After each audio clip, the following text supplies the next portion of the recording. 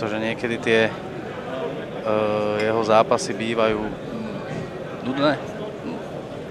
Skôr nie také akčné ako iné. No. Tak Tomáš Kohout má bojuje s rozumom. No. Má taký svojský štýl boja.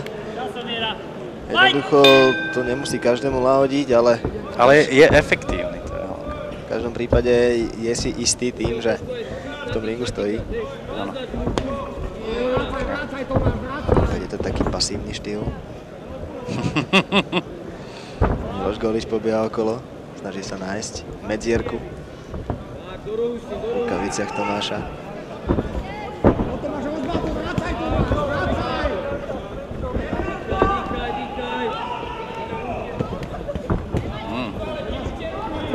Golič hryzie, zatiaľ to ide do krytu. Tomáš má vždycky pevný.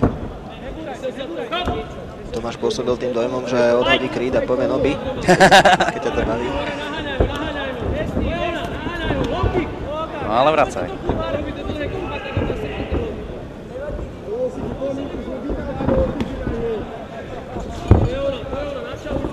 Bol na mieste. Teraz nie. Prešiel tam minimálne jeden úder na pravý hák, tam tuším sadol.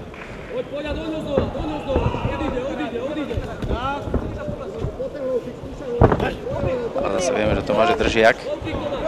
Videli sme pred pár rokmi jeho zápas Mladej Boleslavy, tuším to bolo, kde otočil už pomaly prehratý zápas. Vidíme. Teraz zatiaľ sa ešte dokopy nič nedeje. Tak Tomáš má skryté rezervy.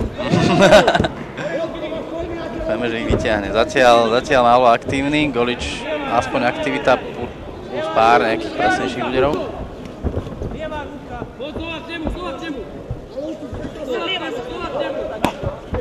Spodok. Zuzdiak.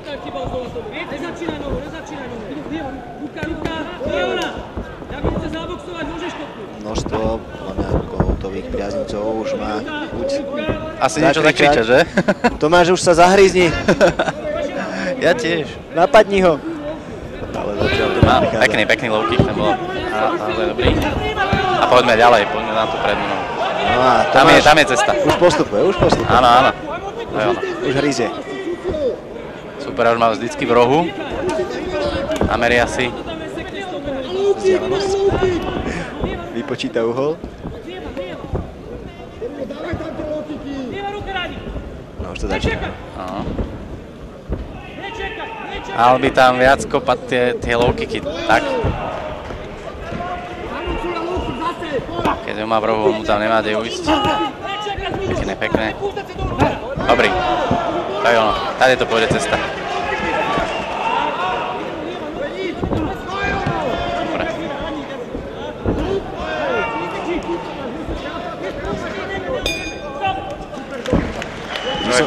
Vždy som sa čudoval tomu, keď som sledoval tieto zápasy, aké mocné vedia byť low kicky, predsa len z tých tréningov alebo v podstate aj tých fightov na ulici, ktoré ten fighter môže zviesť množstvo, tak tie low kicky nepoužívaš tak často. Veľmi nie, tam... Ale tuto jednoducho v zápase stačia 2-3 dobré low kicky a koniec, po zápase. Na tréningu, sparingoch proste tie low kicky nikto nekope naplno, pretože to nemá význam, môže sa sám zraniť, keď proste tráfi nejakú lúpu, koleno alebo niečo podobné. A hlavne to nemá význam kopa naplno. Vlastne sparing sa nikdy nejde naplno, keď áno, tak je niekde problém. No ale v zápase chytiť pár nekrytých a ešte byť stáť na tej nohe, tak to je niečo, čo naozaj bolí. Bolia aj tie na tréning. Ono aj na tých sparingoch je samozrejme potrebné odhadnúť tú hranicu. Predsa len sú sparingy, z ktorých sa napríklad borec môže cítiť, že sa nič neučí. Že buď nerozdáva dostatočne veľa, alebo nedostáva. Prekvapujúco od tých nováčikov sa vždy čaká, že budú dostávať dlho, aby si zvykli na to, že tento šport nie je len o tom, aby ruky lietali smerom na supera. Teraz to vidíme, ako bol Golič v rohu a snažil sa dostať Kohouta od seba tými puškikmi. Aj sa mu to podarilo. Tomáš teraz podľa nás zbytočne čaká, keď Galič vždycky na začiatku kola ešte trošku hryzie, ale potom ako mu došla pára na chvíľu. Takže Tomáš by mal ho trošku rozbíjať v týchto rohoch, pretože to je pre neho výhoda. Tak, to je ono. Presne tak, keď sa zabalí, proste vždycky mu tam niečo machnúť, on vtedy nemôže z toho krytu až tak rýchlo výjsť, keď je úplne zabalený. Čaká ten úder. Pekný blok. Vynikajúci blok.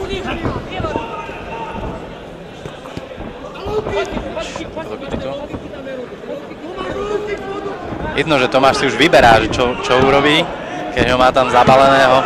Statický terč je proste ten najlepší.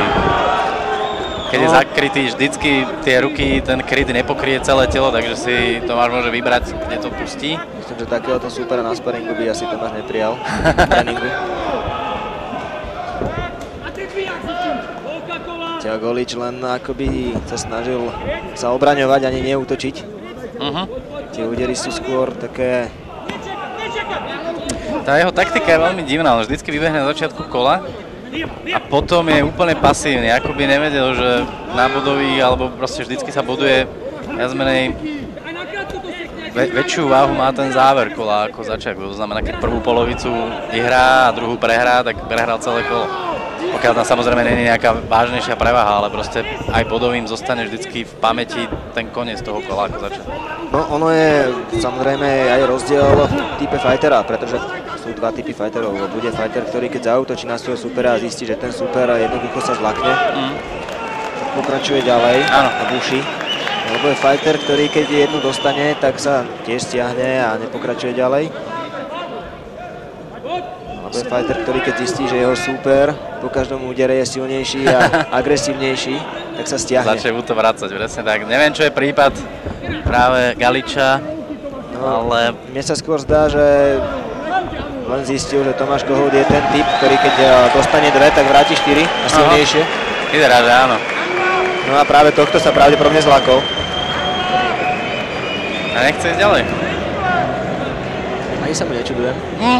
Nemalo to význam. Jednoznačne Tomáš Kohout momentálne nenatrafil na supera, ktorý by bol pre neho výzvou pripravený na to, aby sa mu mohol postaviť. Aj keď na začiatku to vyzeralo všelijako a mal som mierne obavy, ale zjavne boli úplne zbytočné, pretože Tomáš to uhral úplne dobre, nezaklal sa toho tlaku a krásne to popreberal a úplne ho rozbil.